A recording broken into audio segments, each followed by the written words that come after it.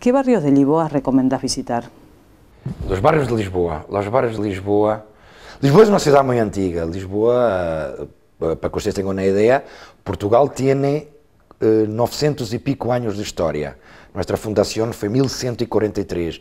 Y en 1143, cuando los cristianos toman Lisboa a los moros, Lisboa, por las crónicas de altura, ya era considerada una ciudad vieja, en 1143.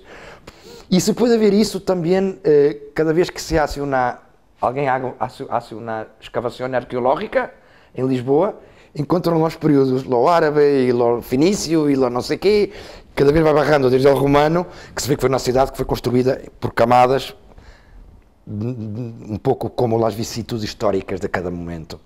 E nesse sentido, Lisboa tem bairros antigos espetaculares. Tens bairro Rodio, bairro árabe, bairros mais para desfrutar e bairros de puerto, porque como Buenos Aires, Lisboa é uma cidade com um porto importante e aí nasceu também uma canção como el tango acá, nasceu em Portugal el fado, que é uma música, um género musical que nasce exatamente por el puerto, los marineros y todo eso, y ahí tenemos una conexión, una cosa en común muy cercana con los argentinos.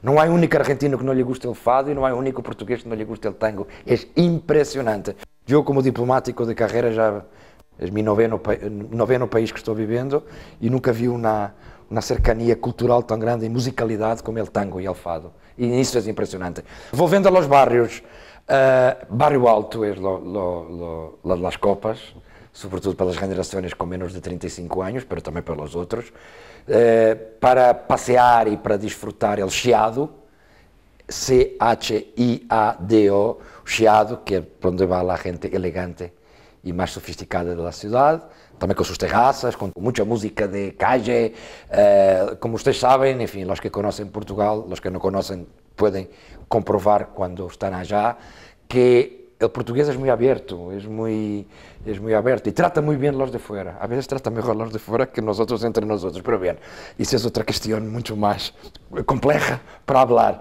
Pero normalmente sabemos muy bien ser anfitriones para los turistas y hay una cosa que yo tengo que decir, el argentino es un gran turista normalmente, de muy buen gusto, sabe elegir las cosas.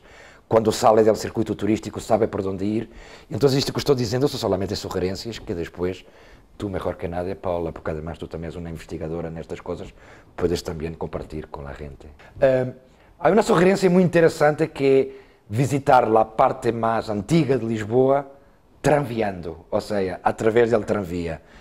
Em Portugal, os tranvias se chamam elétricos, são amarillos, e há a linha 28, que eu sugiro a todo mundo que la disfrute. Hay muchísimas líneas de tranvía, pero la 28 que atraviesa la ciudad paralela al río y que es lindísima, pasa por la catedral, por la ciudad medieva, por todo eso y después va subiendo hasta la renacentista, después el clásico, el neoclásico, el gótico, manuelino, todo eso. Es un viaje histórico también y estás dentro de la tranvía disfrutando también del propio transporte en sí mismo, que es una pieza de museo, es una cosa impresionante.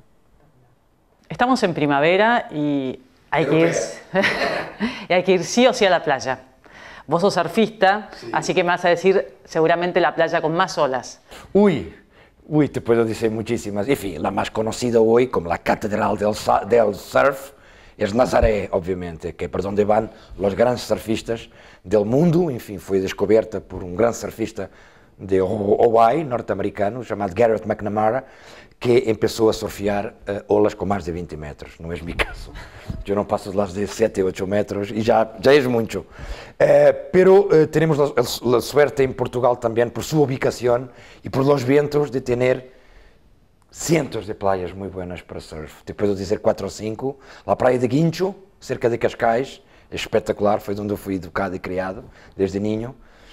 Yo praticamente empecé a ter uma tabla ao mesmo tempo que tive uma bicicleta, para tu veres como era importante em Portugal. Os que viviam cerca del mar tinham sua tabla mais do que muitos outros juguetes típicos desses ninhos. Pero sim, Guincho, Praia Grande, em Comporta também, pero Comporta é mais para iniciados, porque as olas são mais pequenas, tudo o que é abaixo do Rio Tajo. Comporta. Me vas a contar Comporta. Todos me dicen, hay que ir a Comporta. Sí, lo que pasa es que Comporta hoy es uno de los centros europeos, es muy discreto, donde va la gente más sofisticada, adinerada, aristocrática, que ya está un poco harta de otros spots en Europa y que están cada vez a vir más para el occidente y ahora llegaron a Comporta. Entonces es muy fácil estarmos en Comporta, por ejemplo, en el Beach Club Comporta, en la playa, donde se hacen además unas bodas muy interesantes en la arena, de gente con muy buen gusto, e estás mirando e vês passar a caballo Madonna, que tem casa em Lisboa, vês passar Charlotte Grimaldi, que também tem sua madrina que vive já, que era uma das melhores amigas de Carolina de Mónaco, e nosotros é normal, ou seja, ver gente del jet set europeu, porque hoje é considerado um dos spots mais discretos, ou seja, a gente además é muito discreta, as festas em Comporta não são em la calle, são em casa de cada um, com muros altos, e a gente é muito discreta. Se encontra tudo em la playa, porque la playa é maravilhosa, la playa de Comporta. São 40 kilómetros de arena dorada, e que se pode desfrutar, seja como seja, e não há a invasão do concreto, não há cidades, nem nada, é uma zona de reserva ecológica. Bien salvaje. Muy salvaje. Y en Europa cada vez la gente con buen gusto y que tiene algún poder adquisitivo cada vez buscan más este tipo de spots. Entonces Comporta hoy es uno de los grandes spots de veraniego en Europa y se queda a 80 kilómetros al sur de Lisboa. A ver, y ahora nos contás cómo llegamos a Sintra. Sintra es uno de los, se queda en los alrededores de Lisboa, se queda a 30 kilómetros de Lisboa, y tienes varias alternativas, varias opciones. Puedes ir de tren, puedes ir de autopista, que tem dos autopistas, puedes ir de autobús, puedes ir como quieras. ¿Y qué tiene Sintra de tan especial? Sintra es patrimonio mundial de la UNESCO, tiene 4 castillos maravillosos y después tiene muchas quintas, lo que llamamos quintas, fincas, con palacios y palacetes y donde la vida es muy tranquila. Yo fui educado en Sintra también, porque Sintra se queda muy cerca de Cascais y Estoril también, y cerca del mar.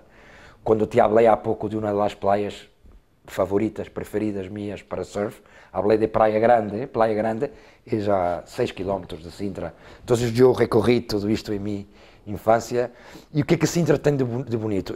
Para ya es considerado uno de los más bonitos patrimonios imateriales de la humanidad y materiales de la humanidad, assim declarado por la UNESCO, por seus palácios, seus castillos.